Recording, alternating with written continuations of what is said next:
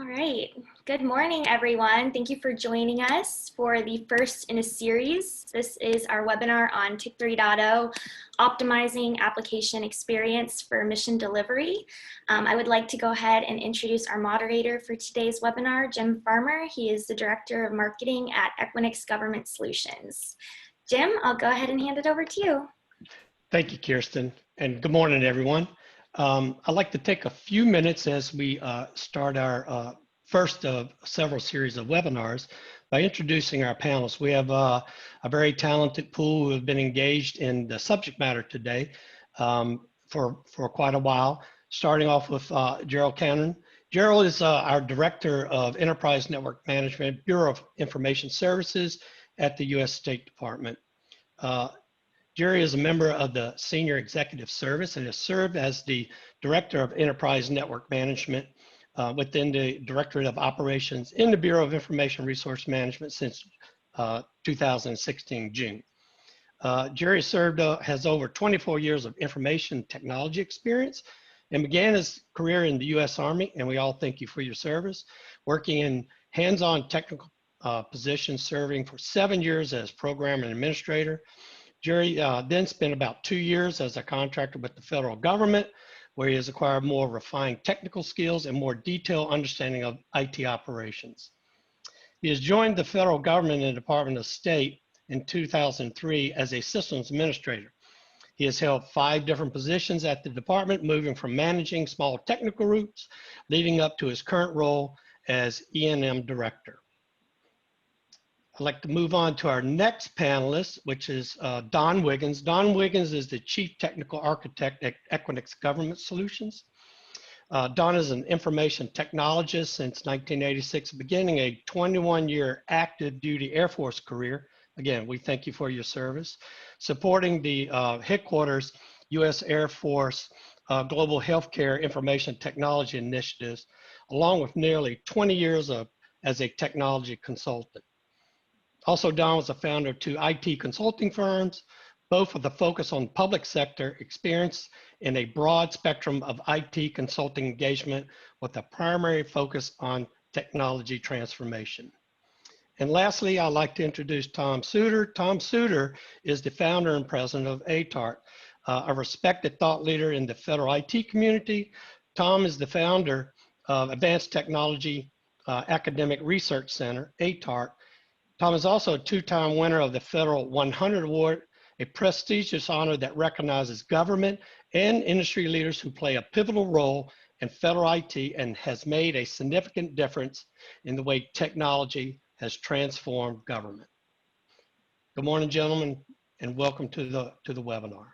Good morning. Today's webinar session is pretty interesting. We're going to take you on a bit of a journey into what future state looks like, as well as some new developing opportunities that I think our audience would be very interested in hearing more about. But to start us off today, I'm going to offer up a series of questions to the panelists. So let's all begin. So the road to TIC capabilities obviously has not been without challenges or what we would call bumps in the road. From your point of view, can you highlight some of the challenges and the impacts that have you seen from your point of view? Jerry, if we could, we start with you. Hey, thanks, Jim. Pleased to be here today. So yeah, there's been a lot of challenges, but I think this group, thank you to ATARC, definitely for having this group, I think definitely is going to help alleviate some of those challenges for those that may still be challenged by participating in these series of webinars that the demos will present in their solutions. Of course, it's been a little fluid. When we first started, there was only interim guidance when this working group started. Then the final guidance just got published a few months ago. So there was some adjustments, but we started off with some requirements that the government representation signed off on, gave feedback if they wanted, and we developed some business cases, and then we moved forward, and everybody built their infrastructures, and thanks to Equinix for providing the space. And I gotta say thanks to Don and Tom Bell as well. They actually brought in some additional OEMs to participate, as well as did a great job of coordinating. Gabrielle, especially on the logistics side, in lining everybody up and what they needed and accommodating them. So as far as the working group's gone smooth. Some of it's been the interpretation of the guidance. And now that the final guidance is out, it's going to make it a little easier. I think people are still a little challenged with how does it apply to me. But I really think these demos, when they see the working demos, is going to really help. You know, what you read on paper and what you actually can see and touch and feel almost in a way and see how it works is going to really help with that. So I'm really excited we're to this point. I mean, this is the first webinar, and to get, you know, this is like the finish line for this whole thing. So it's really exciting to be here. And this is just the kickoff of one of many that I hope everybody will take advantage of and see over the next month or so.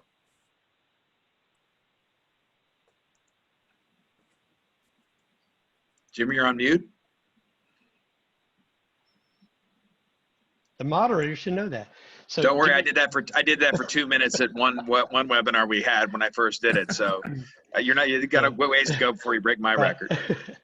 But thank you again, Jerry, for that.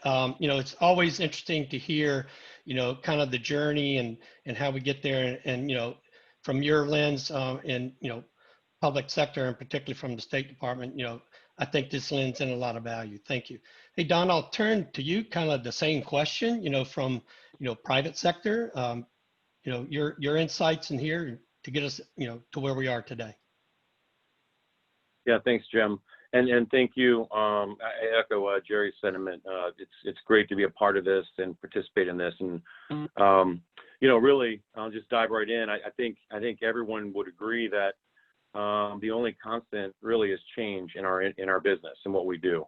And so I think it's of great importance that the government take a closer look at this and take a step back and kind of observe how the landscape has changed pretty significantly over the last just few years.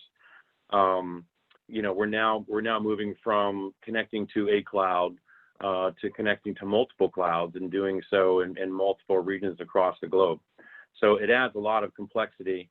And it's really sort of a different animal. You know, when you step back and think about how we did things 10 years ago, as opposed to how we're doing them today. So TIC is a vitally important component to what we do.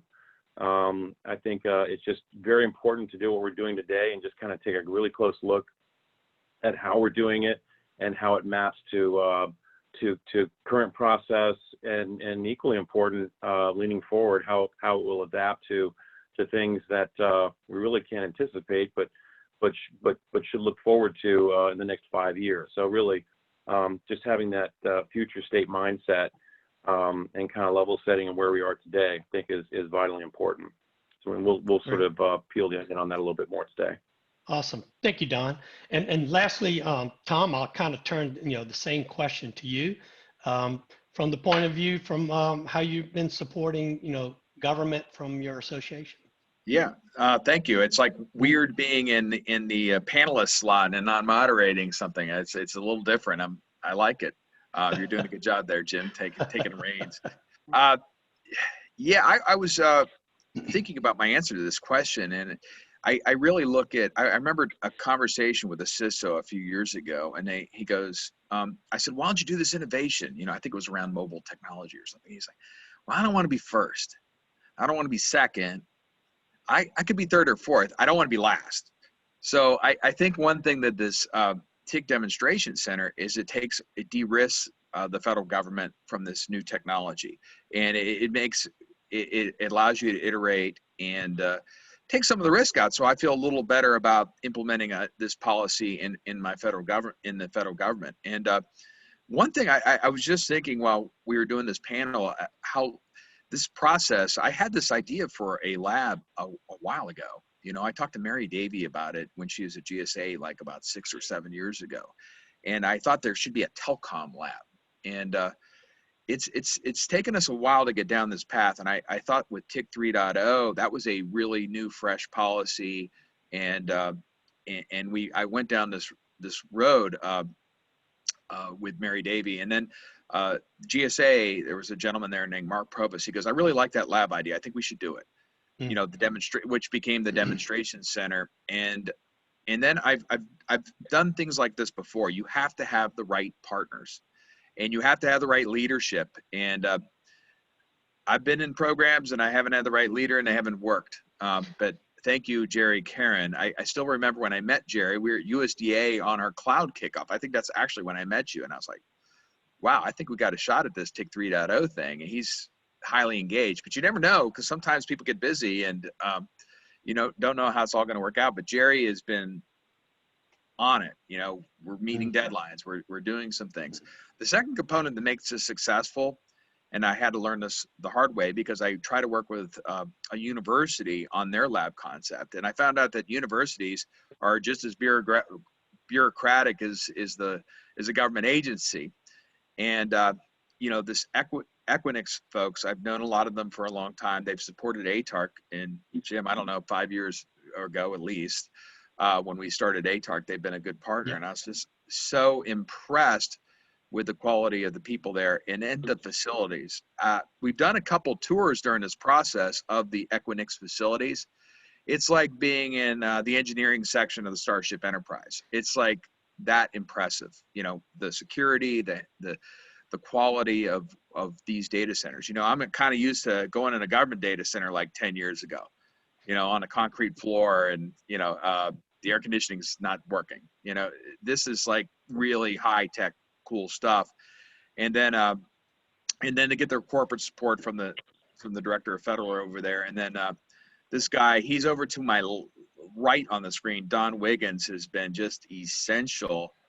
I don't know anybody who knows this business better than him, and he's been just essential to help set this up. And you've got to, if you're putting together a football team, you got to have the right people, or you're going to end up like, you know, I'm a Steeler fan, but the Washington football team. You don't want some dysfunction. You know, you really need it from the top, good leadership all the way around, or something like this would never happen.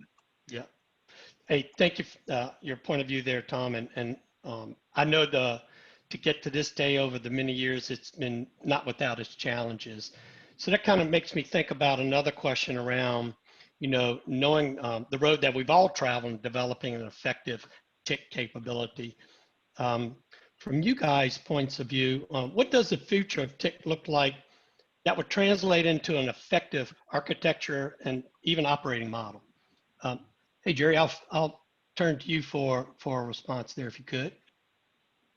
So, I mean, especially with this year with the pandemic, we've been completely mobile, practically. So that's really ramped up and quickened our pace on more teleworking and more mobile capabilities. With that, you know, we kind of have this concept, I like to call it boomeranging, where we rely on an on-premise infrastructure just to boomerang back out to the cloud, because we're moving to the cloud. For the most part as well. And we rely on that infrastructure. So becoming untethered is something that we certainly to be able to do. However, you know, there's the security aspect of that, which the TIC brings us along.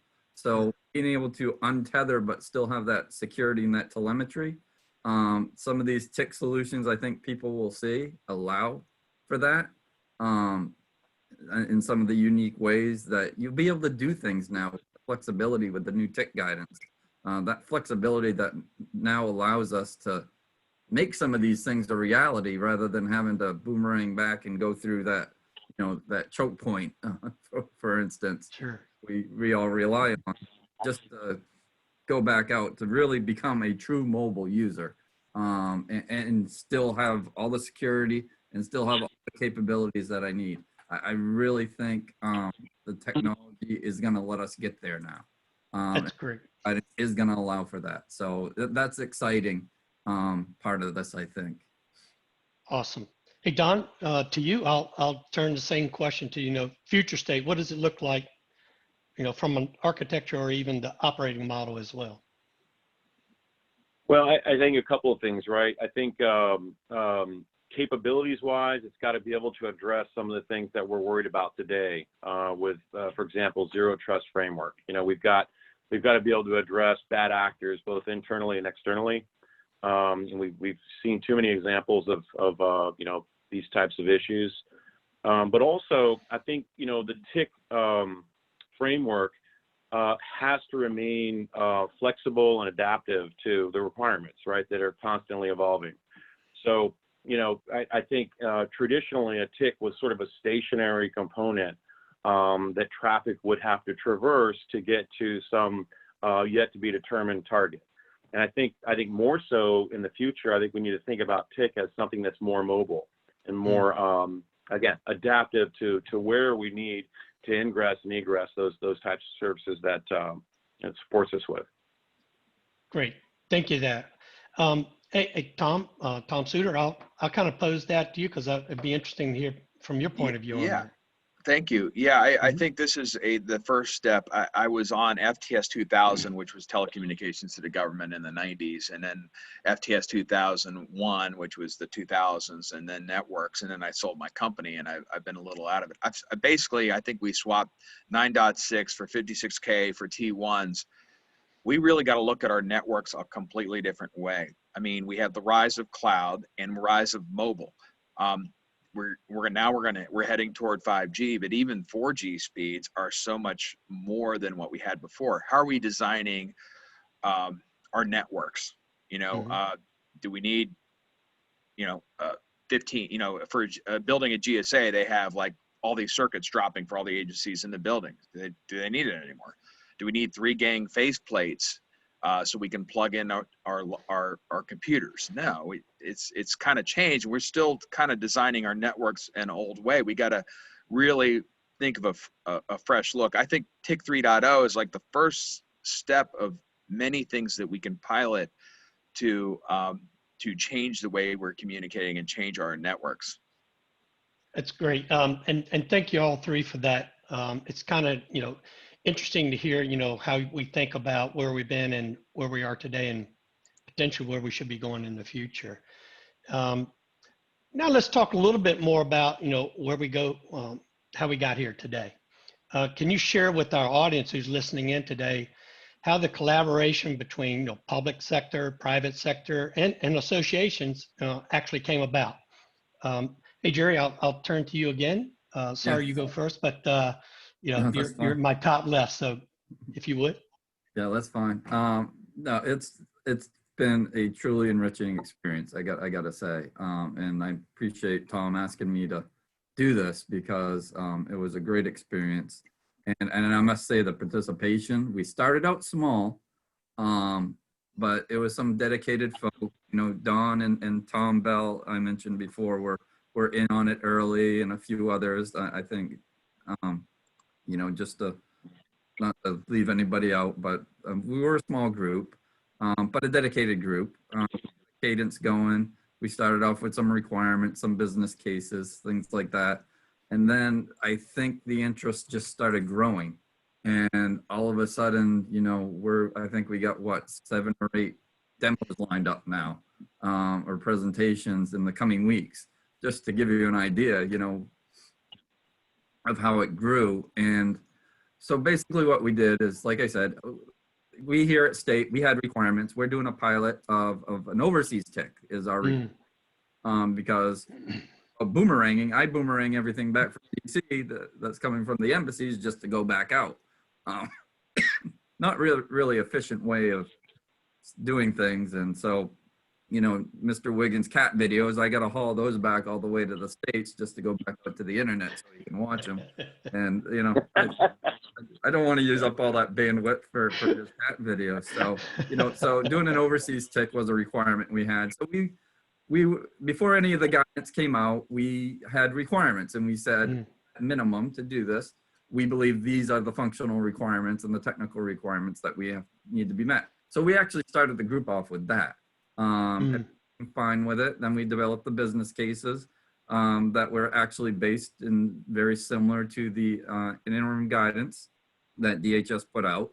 And as we're watching DHS at the same time as this group's going. People presented, started building their architectures. We've actually given all the vendors an outline of which to, they have some freedom. Apples to apples comparison when they are demoing their TIC capabilities. So they all have an outline to make sure that they cover certain things. But we want to allow them the flexibility to showcase and show off their great solutions. So like I said, so we met every other week. The group grew. We brought more people in. You're even going to hear from people like, not necessarily a direct TIC solution, but like ATARC IQ. How can you test and do like pen testing and effectiveness of your TIC solution? WT as well, you know, they're a good facility for doing a lot of testing as a service as well, just to name some things, but you know, not to leave anybody else out, but there's some other things that you're going to benefit from rather than the direct TIC solutions as well. Sure. That is going to be the showcase. So like I said, this is the finish line. This is the first of many series where the folks will come in and demo and show what they do it. So looking really forward to it. It's been a great experience. Everybody's been so cooperative as well. From the government aspect, being inquisitive and asking questions, to the vendors, all participating and it was all kumbaya. It was all everybody working towards a singular mission. And it was like I said, this is the output of that that you'll be seeing. And I think I would say it's been a great success and it's been a great experience as well. Thank you, Jerry. That's very enlightening. You know, how we think about, you know, how we're getting here today, and you know, from the chair you sit in at state and in the public sector. So I think it's important for our audience to, you know, get that lens view. Don, let me turn it to you then. You know, the collaboration between, you know, public, private, and our associations here. Tell us about, you know, your point of view on, you know, how we got here. Absolutely. So, you know, I think this event is really in our absolute wheelhouse at Equinix. So this is really, you know, what I like to think that we're all about, which is, you know, as the world's largest carrier neutral platform, you know, there's a saying at Equinix that there's more done at Equinix than by Equinix. And I think this is a great example of that, where the community, the industry, the OEMs, are welcomed in this open forum format to kind of come in and demonstrate their capabilities. And that's a daily occurrence at Equinix. We're accustomed to operating that. That's our operating norm, if you will, is to have all the various integrators, OEMs, and technology partners, you know, operating on our platform. So this just made perfect sense to me. It was a natural progression, and we're able to facilitate it with what we call our Solution Validation Center, and it's essentially a sandbox with some services that we provide to either to commercial enterprises or government agencies to prove out, you know, concepts. And, you know, so we provide, you know, internet access to clouds.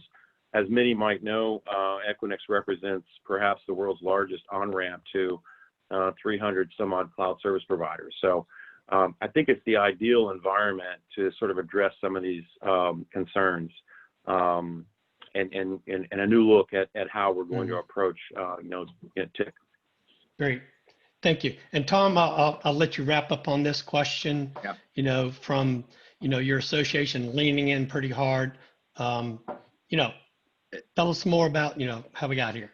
Yeah, this is the natural evolution of ATARC that I'm really excited about. It's fantastic. We do events, we bring people together, we produce white papers. This is action, and we're in a unique position as a nonprofit to really help the federal government and almost act as a proxy for them to do these types of things. And this is all at no cost to the government, by the way. You know, this is the partners in ATARC, the vendors coming together, Equinix coming together, and realizing that the rising tide lifts all boats. With this approach, I'm going to be able to, help the federal government, and then also I'm going to be able to. It's going to lead to sales at some point. Where it is a business on the business side, but if you don't prove out this approach, you're not going to be selling your products. So it's just a good way to do business, I think, that everybody benefits. And there was a question, in the chat about, is GSA with EIS going to do something? I think this is it. This is the collaboration. We talk to them. It's a lot easier for us to go call a commercial vendor, be in the lab. There's no conflict of interest. There's just so many things, and that we have an advantage of just being a nonprofit. For government to run something like this is going to be really, really difficult. There's going to be legal hurdles. We can do it quickly, and I think we can do it safely within the FAR, and help. We're not picking winners of the companies. ATARC's not picking winners. Once we do this demonstration, these vendors are going to go back to the government, and they're going to have their separate procurement. But we are helping them, demonstrate the technology and help them with market research. Yep. Awesome. Thank you all three for that, your valuable insight. Now let's talk a little bit more about, the heart of today's conversation, with the partnership between public sector, private sector, and our industry association, our ATARC, that is launching a new proving ground environment, TIC 3.0 demonstration center. Would you share with the audience what this is all about and what are we really trying to solve for? So Jerry, I'll flip it back over to you. So definitely, we're challenged with, more mobility and those things. And definitely, this is basically to show and address those requirements. We're all us agencies, we all have our own special snowflake requirements, I like to call them. We have a little uniqueness. But, we try to keep it as generic as possible so that they can see the art of the possible through this process when they see these technologies in action. But basically, having this place that you guys provide and these technologies and these capabilities has been great. And then, the vendors have come in and build, and host and house that, and the logistics and the security that you provide, everything. It's been great. And it moves us more towards the edge computing as well, which is where we want to be, and compute more towards the edge.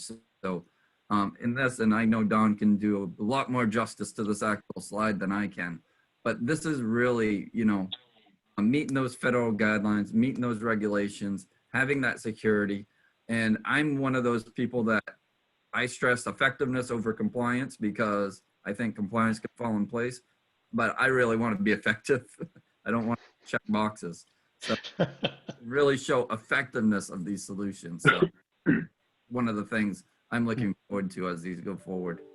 Great. Thank you. Hey, Don, since Jerry teed you up, I'll turn that question over to you. You bet.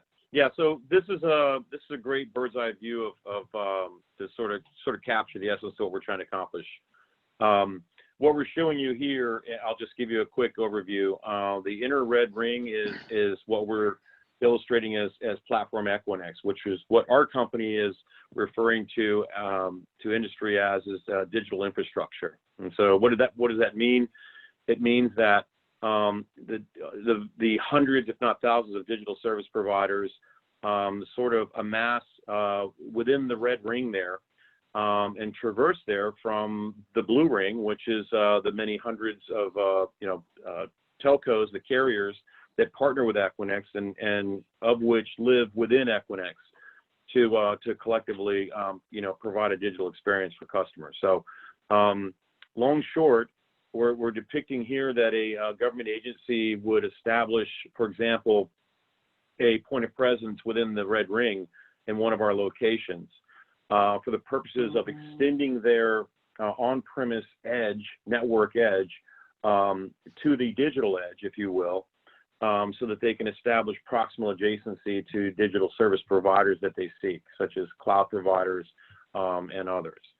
And so obviously, implied in this illustration is that the government agency would also have TIC services aligned, with the consumption of those services. So you'll see the NASCAR display there, if you will, of the OEMs that are participating in the event. So glad to have them. They're all familiar with our platform and how to operate there. So essentially, this is what we hope to accomplish during the next few weeks or month or two, is to kind of go through examples of what you see here, which would extend into remote branch offices from the government, to presumably a extended digital edge on our platform where they can then connect to these services securely and with confidence. Yeah, thank you, Don. This chart, this graphic really, I think, represents to a large degree that ecosystem on a platform that our government agencies can optimize as they transform their strategies, whether it's to cloud or network capabilities. And in this case here, some of the partners that are in our demonstration center is displayed. So this is a big opportunity, I think, for agencies as well as others to inquire more about it. Tom, I'll ask the same question to you. From your point of view, can you, what do you see as going to be solved, and how is it going to be solved? Yeah, I think this is the first of trying to solve many things. I think this is the pilot. It's not only the pilot for almost everything in telecom. We're going to go to zero trust. It's going to be the pilot for a series of labs that ATARC is going to come out with, or demonstration centers. We've got a meeting later today on data and analytics. We're looking at identity management. We're looking at, in one of the things, I had a conversation with Kevin Cox with the CDM program. I'm like, hey, why don't we do a security testing lab? And he wisely said something like, well, let's see how the TIC 3.0 lab goes first. So I really look at this is, this is real stuff. This is showing how something can work. And this TIC 3.0 in the greater ATARC world, this is the pilot for the demonstration center that we're going to do in some other areas. Great. So any last comments before we try to wrap up here today around the TIC demonstration center? Some testing experiences that you may have had, with this. Hey, Jerry, if you could, you got any comments there? I want to say thank you for including me. This is, like I said, this has been a great experience, and thank you to everybody that participated to get us to this point. It is truly exciting, and as Tom said, we kind of blazed the trail for future possible labs, which is really exciting. I will put in a shameless plug. We are starting a zero trust working group, so that's just getting underway. So we're with the charter, so we're doing some of the administrative things, kind of the same concept we used here to bring to that. So I'm really excited about continuing on another topic like that, because TIC really fits into that overall zero trust concept and architecture. So it's great. But I don't want to speak ahead, but I did want to confirm with you folks at Equinix, although we'll be doing these demonstrations, there will be time for customers or interest to follow up with the different OEMs. So the labs will be there for a while after the demos are done, I believe as well. So that there can be more intimate question and answer regarding their specific needs and requirements and things. So there will be those opportunities, and I'm sure all the OEMs will provide their points of contact information. If not, we have them for all that participated. So again, thanks. I'm really excited. Thanks to everybody that participated. Thanks for this opportunity to kind of show it off. And thanks to Tom, especially, and his organization for just allowing for this kind of environment opportunity. And, it kind of gets rid of a lot of that red tape if you did it directly with the government that we'd have to deal with. So having this kind of organization like ATARC to help facilitate has been absolutely wonderful. And I gotta say, I gotta put a shout out, I'm sorry, to Kirsten and Alyssa as well. Their support has been utterly outstanding and very helpful. So thank you to them as well. Thank you, Jerry, for leaning in. You know, we do understand and appreciate all your leaning in and support and guidance. More to come. So thank you very much for your comments. Don, you know, last closing comments on the demonstration center from your point. Yeah, I'd just like to reiterate, you know, we are very grateful to be able to be a part of this. We hope to bring, you know, some value to what we're trying to accomplish here. And we really embrace the partnership, both with the participants, the vendors who are making this happen, as well as with the government. You know, and we look forward to a continued partnership on both fronts to contribute as best we can to continue moving the ball forward. Great. Thanks, Don. And Tom, I'll let you kind of wrap up on that comment about the demonstration center before we move on. Yeah, I think a lot of congratulations to go around my staff, you know, thank you, Jerry, for that, you know, for Equinix. I also, you know, I think Sean Connolly and his team at CISA have really done a good job getting out there. I think that when you look at this, they didn't prescribe exactly what they left it open to creativity to come back with some solutions. I think that was very, very wise. And Jim Russo at GSA has been particularly involved in facilitating things, a very collaborative person. I've known Jim a long time. I think they get a little credit on this success of TIC 3.0 so far. Great. Thank you all three, you know, for sharing with our audience, you know, all about the new demonstration center. This really sounds like an innovative way that government agencies in partnership with private sector and our industry associations are helping meet those mission objectives.